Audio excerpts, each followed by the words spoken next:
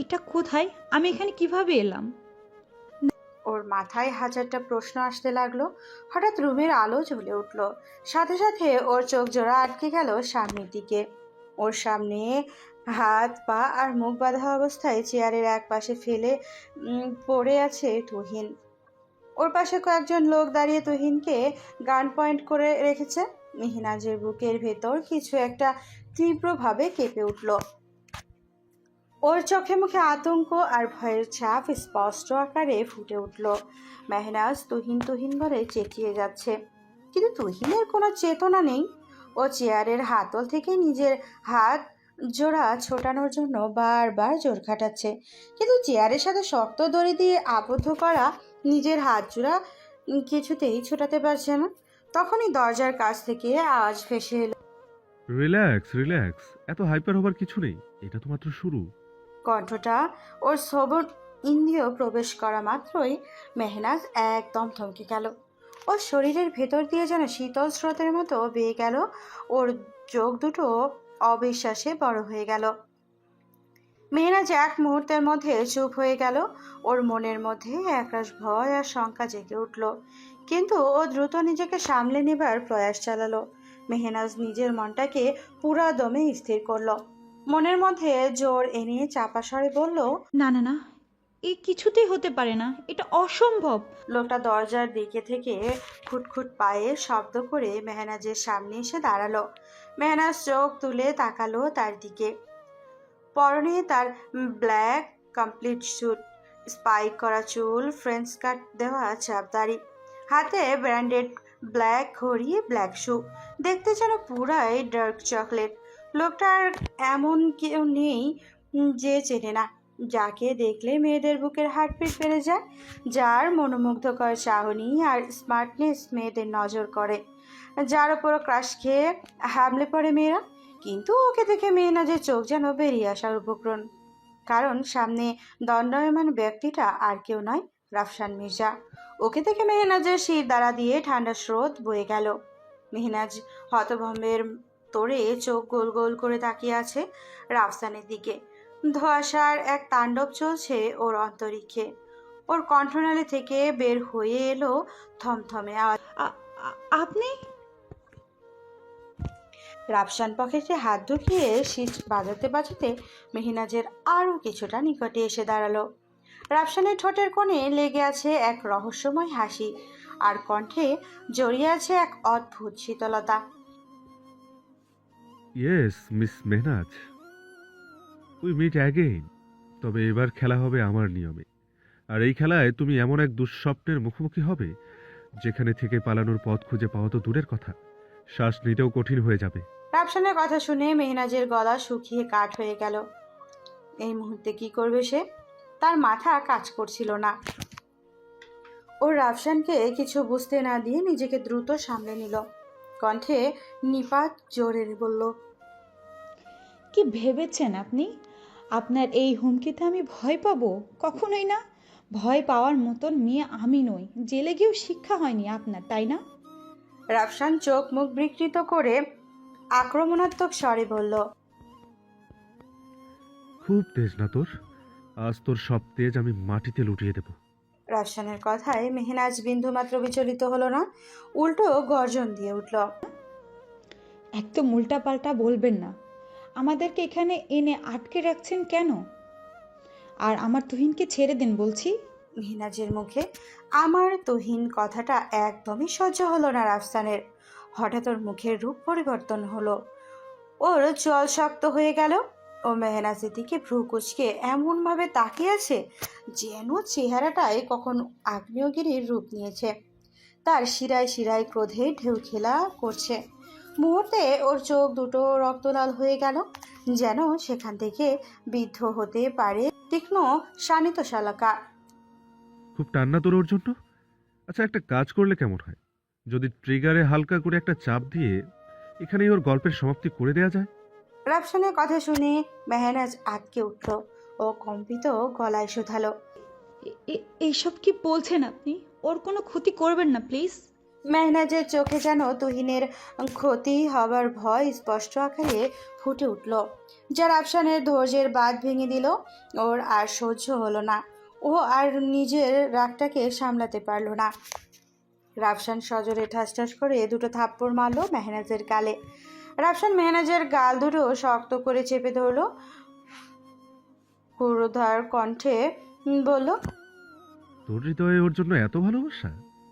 শোন, তুহিনের নাম যদি আর একবারও তোর মুখে উচ্চারণ করিস না, আজকেই হবে ওর জীবনের শেষ দিন। মেহনাজের চোখ জোড়া মুহূর্তেই ছলছল করে উঠল। তুহিনের ক্ষতি সম্ভাবনার ভয়ে ওর পুরো শরীর কেঁপে উঠল, শ্বাস ভারী হয়ে এলো, ওর পুরো বুকটা ধুকপুক করে কাঁপতে লাগলো। চোখের কোণে জমে থাকা অশ্রু গাল বেয়ে নিচে নামতে শুরু করলো। ঠোঁট কাঁপতে কাঁপতে সে কিছু বলতে চাইলো, কিন্তু শব্দগুলো যেন আটকে গেল তার গলায়। অসহায়তার এক বিশাল ঢেউ আছড়ে পড়ে ওর হৃদয় পটে। মেহনাজ কেঁপে ওঠা কণ্ঠে ফিসফিস করে বলে, না না না, ওর কিছু করবেন না প্লিজ। আমি আপনার কাছে হাত জোড় করছি। আপনার সব রাগ তো আমার উপর, যা ইচ্ছে আপনি আমার সাথে করুন, তবু ওকে ছেড়ে দিন। মেহনাজের কথা শুনে রাফসান ঠোঁটের কোণে এক ঠান্ডা বিষাক্ত হাসি খেলে গেল। তার চোখে এক ধরনের তৃপ্তি ঝিলিক দেখা দিল, যেন শিকারকে ফাঁদে ফেলতে পেরে শিকারে আনন্দিত। রাফসান ধীরে ধীরে মেহনাজের মুখের কাছে ঝুঁকল। তার কণ্ঠ শীতল, কিন্তু তাতে বিরাজ করে আছে এক ধরনের হিংস্র চাপা উত্তেজনা। তোমার এই ফিরু চোখ আর অসহায় মুখ দেখতেই তো আমি চাই। যদি তুমি ওর জীবনে রক্ষা করতে চাও, তাহলে একটা কাজ করো, নিজের অহংকার আর তেজ আমার কাছে বিসর্জন দিয়ে দাও, আর আমি যা বলবো তোমাকে ঠিক সেটাই করতে হবে। মেহনাজের চোখে ভয় আর ব্যথা মিশে একজন অজানা অনুভূতি জাগ্রত হলো। সে যেন নিজের অজান্তেই এই শর্ত মেনে নিতে প্রস্তুত হয়ে উঠল। মেহনাজ ভাঙ্গা কণ্ঠে হাঁক ছাড়ল। বলুন আমাকে কি করতে হবে। আফসানের চোখে বিজয়ী ভাব ফুটে উঠল। ওর ঠোঁটের কোণে এক রহস্যময় হাসি লেগে আছে, এক রাস চতুরতা তার মুখাবয়বে স্পষ্ট হয়ে উঠল। ওর চোখে স্ফুটিত হলো এক নিষ্ঠুর আনন্দ। রাফসান মেহনাজের সামনে একটা কাগজ আর কলম রাখলো, বিদিষ্ট কণ্ঠে বলল, নাও, এই পেপারে একটা সাইন করে দাও। মেহনাজ অবাক হয়ে প্রশ্নসূচক দৃষ্টিতে রাফসানের দিকে তাকালো। ওর কণ্ঠ জড়িয়ে আছে একরাশ বিস্ময়। কিসের পেপার? রাফসান চক্ষুদয় ছোট ছোট করে সরু কণ্ঠে বলল। আমাদের বিয়ের রেজিস্ট্রি পেপার। কথাটা শোনা মাত্রই মেহনাজ চমকে উঠল। হকচকানো দৃষ্টি দিয়ে তাকালো রাফসানের দিকে। ওর হাতে পায়ে যেন ভূমিকম্প নামার অবস্থা হলো। একরাশ আতঙ্কের ছাপ ফুটে উঠল ওর চোখে মুখে। ও হতবিহ্বল স্বরে বলল, কি? আরে আস্তে আস্তে, কান ফেটে যাবে তো। পরে সবাই তোমাকে কালার বউ বলে ডাকবে। প্লিজ বন্ধ করুন আপনার এইসব ন্যাকামি। মানে কি এসবের? আমি কোনোভাবেই আপনাকে বিয়ে করব না। রাফসান সজোরে মাথা নাড়ল। তা বললে তো চলবে না, বিয়ে তো তোমাকেই করতে হবে। মেহনাজ সরু কণ্ঠে চেঁচিয়ে উঠল। না, কখনোই না। রাফসান ভ্রু কুঞ্চন করে বাঁকা হাসল। ওকে, অ্যাজ ইউর উইশ। কথাটা বলেই ও পেছনে থাকা নাহিদের দিকে তাকালো। নাহিদের মাথা বরাবর গান পয়েন্ট করে থাকা লোকটাকে গম্ভীর কণ্ঠে বলল, এই রিভলভারে যতগুলো গুলি আছে সবগুলো ওর মাথায় শুট করে দাও। কথাটা শুনে মেহনাজের আত্মা কেঁপে উঠল। সঙ্গে সঙ্গে ও চিৎকার করে উঠল, না না, এমন কিছু করবেন না প্লিজ। ও তো আপনার কোনো ক্ষতি করেনি। ওকে ছেড়ে দিন প্লিজ। ওকে, এই মুহূর্তে রেজিস্ট্রি পেপারে সাইন করে 3 কবুল বলে আমাকে বিয়ে করতে হবে, তবেই তুহিনের জীবন নিরাপদ থাকবে। তুহিন বেঁচে থাকবে কি থাকবে না, এখন সেটা নির্ভর করছে তোমার উপর। মেহনাজ এবার পড়লো অনেক বড় অসুবিধায়। এই মুহূর্তে ও কি করবে কিছুই বুঝে উঠতে পারছে না। ওর পুরো পৃথিবী যেন থমকে গেছে। কোনো দিন যে ওকে এই রকম একটা পরিস্থিতিতে পড়তে হবে তা সে কখনো কল্পনা করতে পারেনি। ওর চেতনা শক্তি প্রায় ম্লান হয়ে যাচ্ছিল। ওর ঘোর এক ভাবনার জগতে তলিয়ে গেল। রাফসানের কথায় ওর ভাবনায় ছেদ ঘটল। যাও, ওকে মেরে মাটি চাপা দিয়ে দাও। মেহনাজ আতঙ্কিত কণ্ঠে হাঁক ছাড়ল। আমি আপনার শর্তে রাজি, বিনিময়ে ওকে ছেড়ে দিন। রাফসানের ওষ্ঠপুটে ক্রূর হাসল। এই তো, গুড গার্ল। রাফসান ওর দুইজন লোককে আদেশ করলো কাজীকে নিয়ে আসতে। ওরা ওর কথা মতো কাজী আনতে চলে গেল। মেহনাজের চোখ বেয়ে ঝরঝর করে অশ্রু করতে শুরু করলো। ও নিঃশব্দে অঝরে কেঁদে যাচ্ছে, ওর থুতনি দিয়ে টপ টপ করে পানি গড়িয়ে পড়ছে। ওর চোখের পানি রাফসানের মনে এক প্রশান্তির দোলাচল বইয়ে দিচ্ছে। এক তৃপ্তির ছোঁয়া খেলে বেড়াচ্ছে ওর পুরো অন্তরিক্ষে। ঠোঁট ওর বিশ্বজয়ের হাসি আর চিত্ত মাঝারে একরাশ প্রফুল্লতা বর্তমান। মেহনাজ এত সময় অতীতের কথাই ভাবছিল, কিভাবে বখাটে লাফাঙ্গা ছেলেটাকে ব্ল্যাকমেল করে বিয়ে করেছে। শুধু বিয়ে করেই ক্ষান্ত হয়নি, লুটে নিয়েছে তার সর্বস্ব। কথাগুলো ভাবতে ওর আরও বেশি কান্না পেল।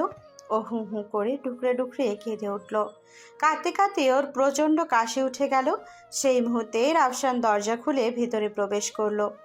মেহনাজকে এইভাবে কাশতে দেখে ও উদ্বিগ্ন হয়ে পড়ল। ও দ্রুত এক গ্লাস পানি নিয়ে ওর সামনে ধরল, কিন্তু মেহনাজ রাফসানের হাতের পানি খেতে নারাজ। যা দেখে রেগে যায় রাফসান, কিন্তু সেও ছাড়ার পাত্র নয়। মেহনাজের মুখটা চেপে ধরে নিজের দিকে করে নিয়ে পানি খাইয়ে দেয় মেহনাজকে। মেহনাজ পানিটা খেয়ে নিয়ে মুখটা অন্যদিকে ঘুরিয়ে নিল। মেহনাজের কাশিটা কমলেও রাগটা ক্রমাগত বেড়েই চলেছে। রাফসান মেহনাজের চুলের মুঠি ধরে হালকা করে মুখটা সামনের দিকে নিয়ে এলো। আমার সামনে এই অবস্থায় বসে থেকেও এত তেজ দেখাও কি করে?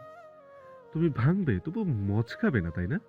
রাফসানের কথায় মেহনাজ নিজের দিকে তাকায়। ওর গায়ে পাতলা একটা কম্বল জড়ানো, যা মেহনাজ এক হাত আঁকড়ে ধরে রেখেছে। মেহনাজ রাফসানের দিকে তাকিয়ে দেখলো ওর দৃষ্টিজোড়া মেহনাজের বুকে থাকা লাল তিলটার দিকে। মেহনাজ দ্রুত নিজেকে ঢেকে ফেলতে চাইলো, কিন্তু তার আগেই রাফসান ওর হাত ধরে ফেলল।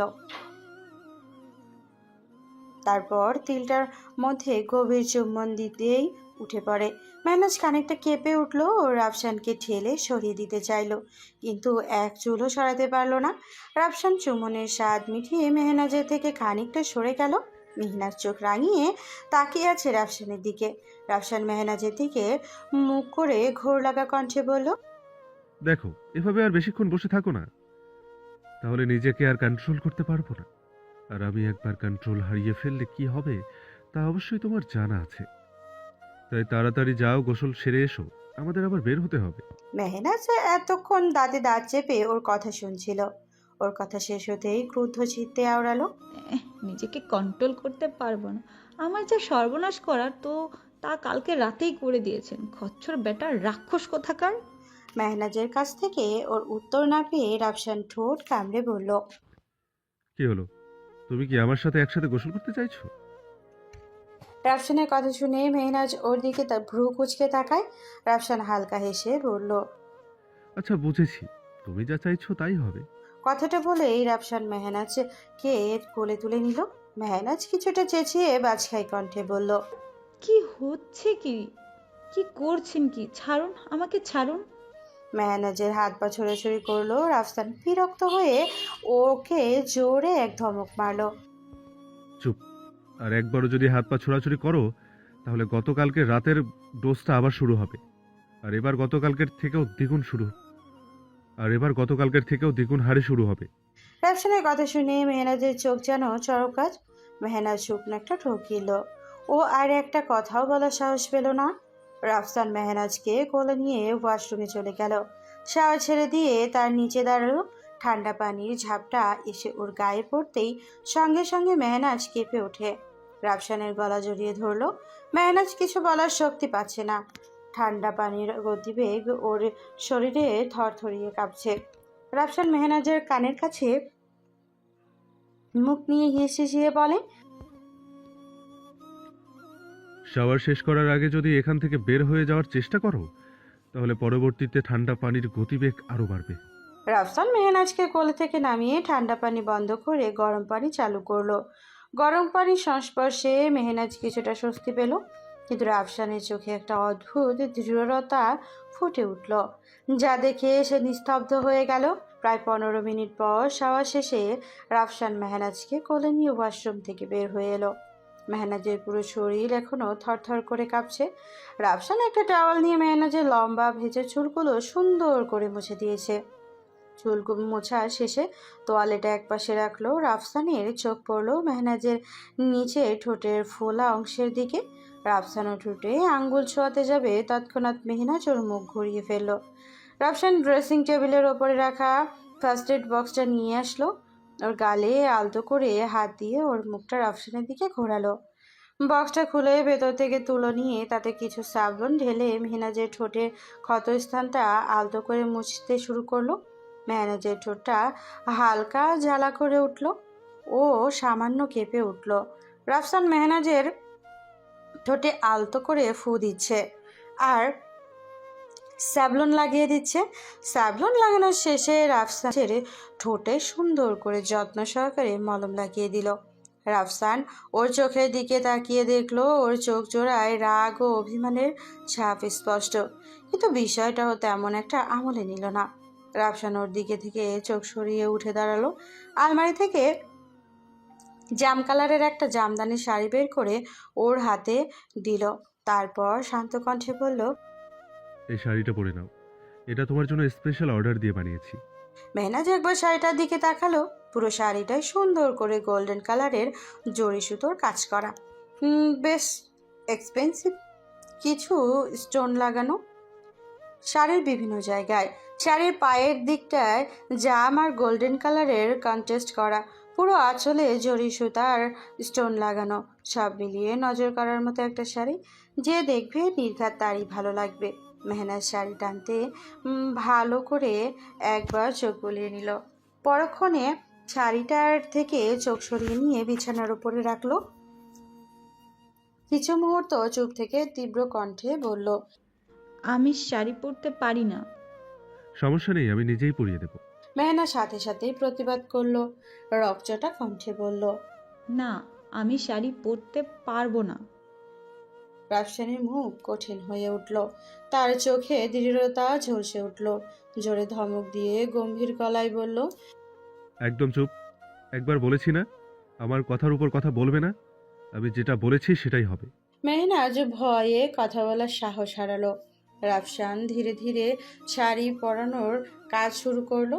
রাফসান খুব সতর্কতার সাথে মেহনাজকে শাড়ি পরাচ্ছে, যেন ওর কোনো অসুবিধা না হয়। মেহনাজ একবার চোখে তুলে রাফসানের দিকে তাকালো। তার চোখে রাগের ছাপ এখনো স্পষ্ট, কিন্তু সেই সাথে মৃদু এক আশ্চর্য অনুভূতির জন্ম নিচ্ছিল।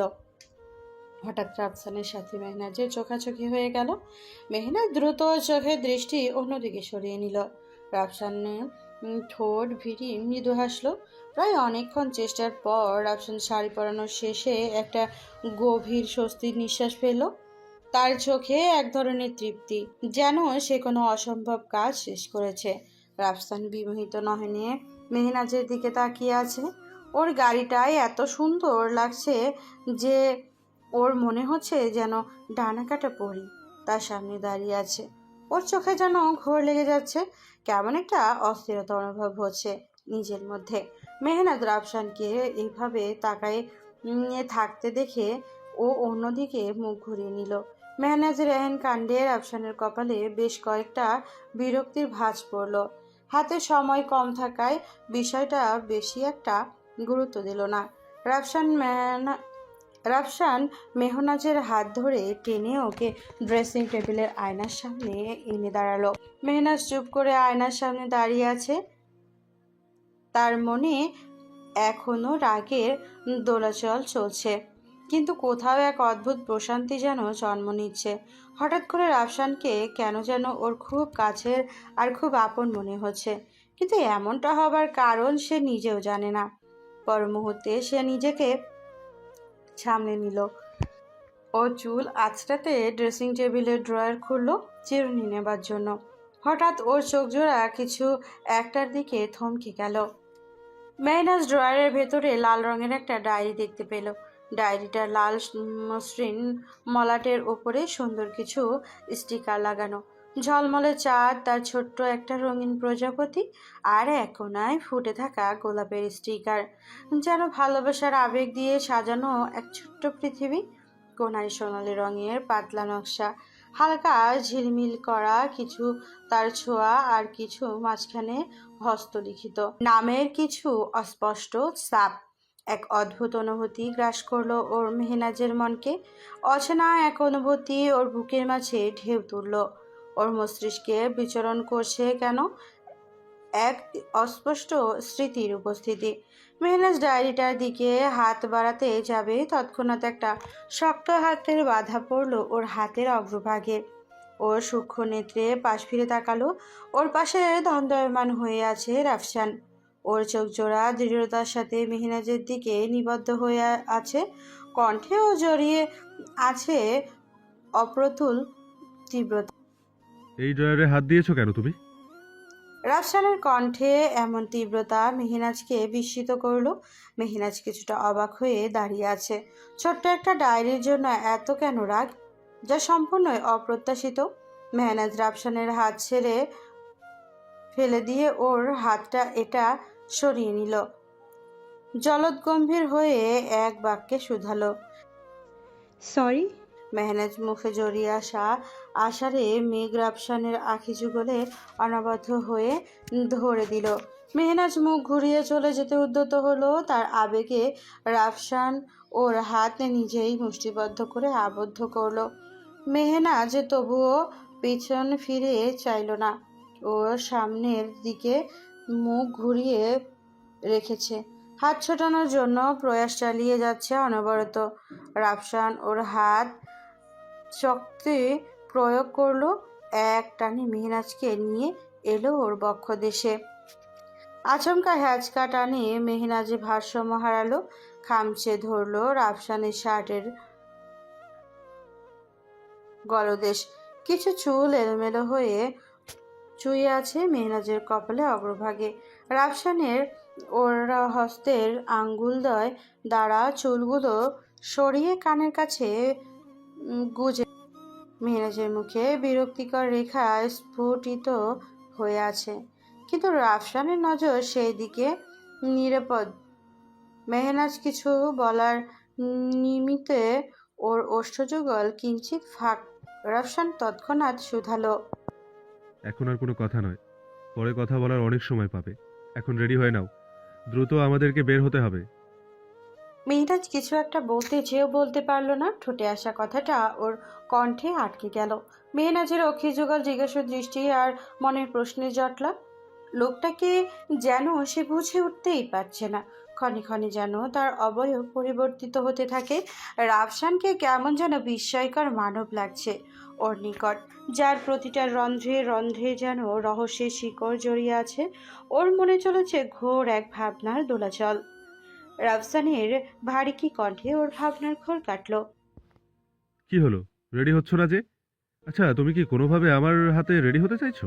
মেহনাজ ঠোঁট উল্টে তাকালো রাফসানের দিকে, বিরক্ত নিয়ে মনে মনে বলল। আমার বয়ে গেছে তোর মতন হনুমানের হাতে রেডি হতে, রাক্ষস কোথাকার। মেহনাজ ঠিক ভাবনার মশগুল। রাফসানের কথা ওর চেতনার বাহিরে চলে গেল।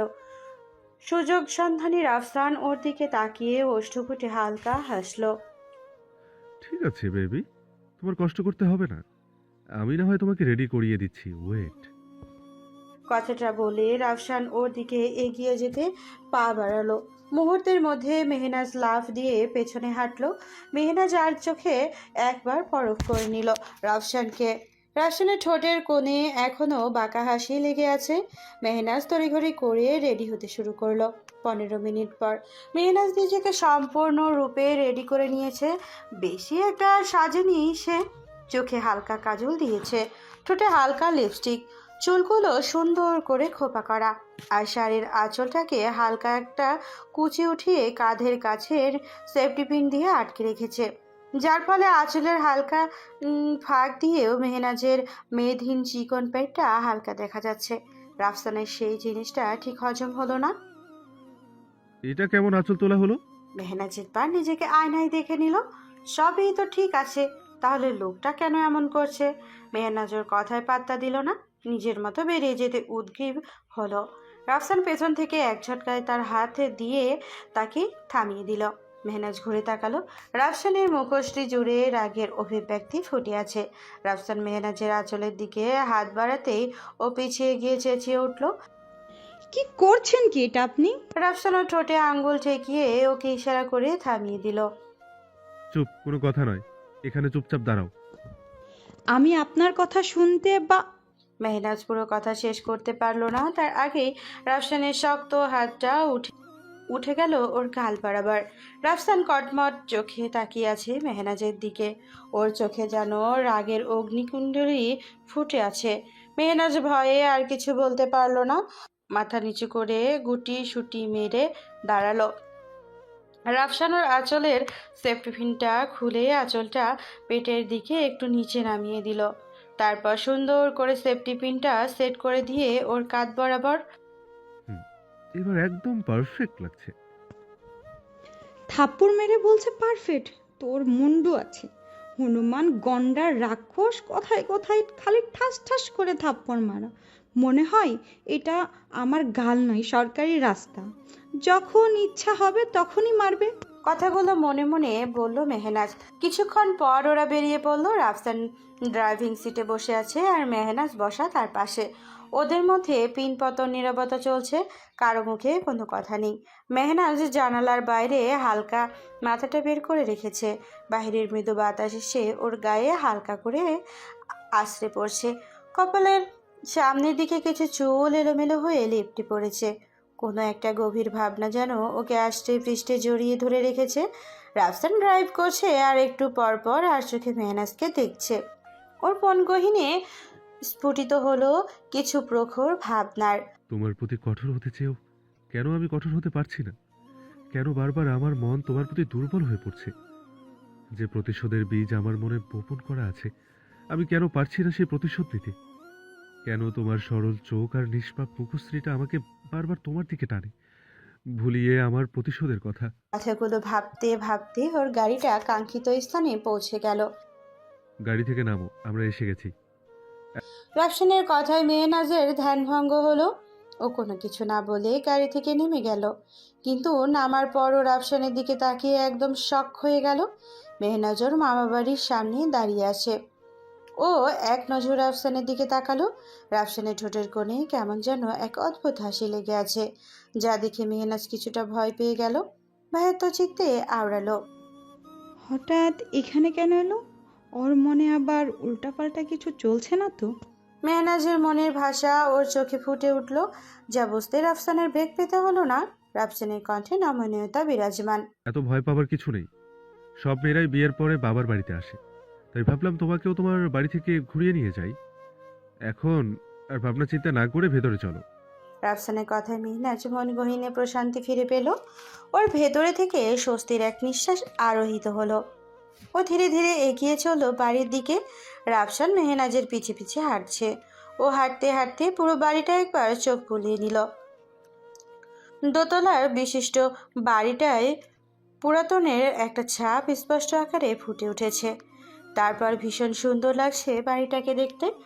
বাড়ির চারিপাশে বিভিন্ন রকমের ফুল গাছ সহ বাহারি রকমের লতাপাতা আঁকড়ে ধরে আছে বাড়িটাকে। বাড়ির চারপাশে ঝকঝকে তকতকে করে পরিষ্কার করা, এতটুকু ধুলাবালি বা ময়লার চিহ্ন পর্যন্ত নেই। বাড়ির সামনের দিকে খুব সুন্দর করে খোদাই করে ডিজাইন করা, যা বাড়ির সৌন্দর্যটাকে আরো বাড়িয়ে দিয়েছে। হঠাৎ রাফসানের চোখ আটকে গেল বাড়ির এক কর্নারে ঝুলছে মাঝারি সাইজের একটা দোলনা, যেটা প্রকৃতির উৎপাদন দিয়ে সাজানো। দোলনার চারপাশে হালকা সবুজ পাতা এবং ছোট ছোট ফুলের গাছগুলো সাজানো, যেন প্রকৃতির সাথে একত্র হয়ে গেছে। দোলনার ওপরে এক টুকরো রোদ এসে পড়েছে, বাতাসের মৃদু দোলায় সেটি সামান্য দুলছে। সব কিছু পাল্টে গেলেও দোলনাটা সেই আগের মতোই আছে। এতটুকু পাল্টায়নি। দোলনাটা ওকে যেন হাতছানি দিয়ে রাখছে। রাফসান সন্তর্পণে এগিয়ে গেল সেই দিকে। পিতলের চেইন ধরে সামান্য ঝাঁকিয়ে দেখল দোলনাটা এখনো আগের মতোই মজবুত আছে। সেই চেন ধরে ভারসাম্য বুঝে নিয়ে আস্তে করে বসার অংশে বসলো। সে পিঠের অংশে হেলান দিল আর 2 হাত রাখলো চেনে। রাফসান ওর আখি জোড়া বন্ধ করলো। মুহূর্তের মধ্যে ওর হৃদয় স্পটে স্মৃতির এক দোলাচল জাগ্রত হতে শুরু করলো। ওর হৃদয় গহীনে জেগে উঠেছে একরাশ অমলিন স্মৃতি। মায়ের সাথে বয়ে যাওয়া স্রোতের মতোই অতীতের কিছু মুহূর্ত তার মনে ঝলক দিয়ে যাচ্ছে। হৃদয়ের যেন কোথাও এক চাপা ব্যথা কিলবিল করছে। ও আর এক মুহূর্ত সেখানে বসে থাকতে পারল না। এক ঝটকায় উঠে দাঁড়ালো সে। দ্রুত গতিতে পরিত্যাগ করলো সেই স্থান।